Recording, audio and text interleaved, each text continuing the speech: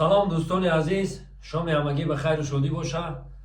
و بسیار سوال میکردن که دلشاد میزیروف کجا شید؟ این چمپیون کجا شید؟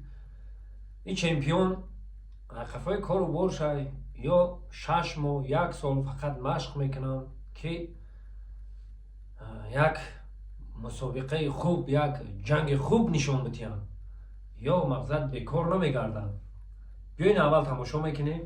Он хочет драться, а у вас на хардкоре. Хочет визу кидать. Да.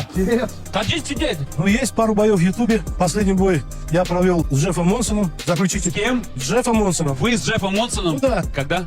Летом прилетал, ну, правда, без подготовки, но достойно вроде отбился. По каким правилам? ММА? Кто выиграл? Спросите у Джеффа. Хорошо, хорошо. Я извиняюсь за такую наглость, но Макс Дикий судил. А спросите у него, как это все произошло. У меня еще есть записи какие. Я бы хотел бы с ним под Новый год подраться. Как раз он снеговик, а я таджикский Дед Мороз. Организуйте бой, сделаем как надо. اینا برادران دیدین و بسیار سوال کردن که جف مونسون زد چه؟ نه، اینجا جف مونسون زدگی نیست. این ما گپ نمیزنم با نگین که آدمی خودت بده کو خودت دیگه گپ زیستی. این های برنامه رو میمونم اون روزایی که همونجا دا بدن خودشون گپ زدگن ببینن که چقدر نامرده کردگی مونسون نسبت دلشاد میزیروف و در آخران خیلی لبل چی مادرزاد کردگی براماده رفتگی هست. این اختام ببینیم برادران. Что есть какая-то база судейская, да, я бывало и область один реферил, просто Арсен, да, собрать 80 боев за один день просто я. Мне когда, я говорю, Кирилл, пусти кого-нибудь в клетку, я пойду в туалет, он говорит, давай через пару боев, я такой, так, стоять, тормоза. Сидим здесь, я пошел. Остановил соревнования где-то на 40-м, 50-м бой. Просто остановил, бой закончился. Я говорю, я пошел. Вы что хотите, там, говорите, перерыв у вас там технический или еще что-то. Я пошел в туалет, я сейчас обмочусь прямо здесь. И вот, значит, но все равно, когда ты такого уровня бойцов реферишь, не зная английского языка, ты не можешь с человеком контактировать никак, вообще просто. И я какие-то там слова озвучил, конечно, чтобы им сказать, чтобы они руки друг другу пожали, чтобы они слушали мои команды внимательно. И хотя понимаю, что какие команды я могу сказать стоп и файт. Все, по сути говоря. И значит, получилось так, что я реферирую этот бой, и Монсон начинает наносить удары. То есть у меня слепая зона, то есть он находится вот так вот соперник. Я бегаю с этой стороны, значит, придерживаю колено, я уже вижу, что он попадает в область позвоночника рядом. Мне показалось, что он повыше чуть бил. А те судьи, которые сидели за тем, это как у столом, и уже у них обзор был более зрительный, да, нежели чем у меня. Они сказали, да, был удар позвоночника. Я спросил, значит, прозвучал гонг, непонятно, почему он прозвучал. И, может быть, из-за кипиша, там, кипишевались и начали, окружили, там, он бился опять же с таджиком, и тот представлял мусульманский народ, они с палестинским флагом ходили, и эти тоже с палестинским флагом, вот там такой кишмиш, там все орут, я говорю, так, ты себя нормально чувствуешь? Да, нормально чувствую, и он говорит, он попал в позвоночник. Монсон мне на русском языке говорит, он устал, я выиграл, он устал. Я говорю, сейчас все разберемся, one minute, все, сейчас посмотрим видео, сейчас все будет ясно.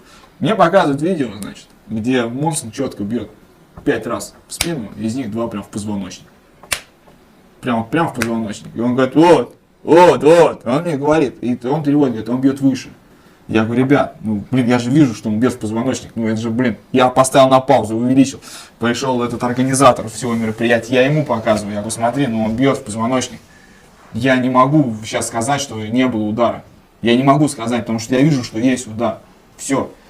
Мне утром же позвонит какой-нибудь Рома Жолобов, скажет, ты больше не реферишь. Потому что мы должны быть честными относительно знаменитым, незнаменитым.